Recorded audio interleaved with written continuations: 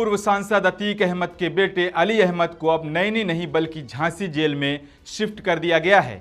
बुधवार करीब सुबह 6:10 पर अली अहमद को नैनी सेंट्रल जेल से कड़ी सुरक्षा के बीच झांसी ले जाया गया। लगभग 420 किलोमीटर का सफर 7 घंटों में तय करके उन्हें झांसी जेल में पहुंचाया गया। सूत्रों के मुताबिक ये तबादला शासन के आदेश पर किया गया है। अली अहमद पिछले 38 महीनों से नैनी सेंट्रल जेल में बंद हैं।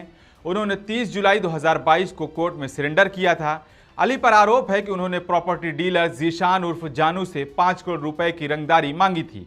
कुछ महीने पहले उनके बैरक से कैश बरामद हुआ था, जिसके बाद उन्हें नैनी जेल की फांसी घर वाली हाई सिक्योरिटी सेल में शिफ्ट कर दिया गया था, जहां सीसीटीवी की निगरानी और 24 घंटे सुरक्षा रहती है। अब अली अहमद झांसी जेल में रहेंगे। ये खबर आपको कैसी लगी, अपनी राय जरूर बताएं और हाँ, चैनल को सब्सक्राइब करना ना भूलें।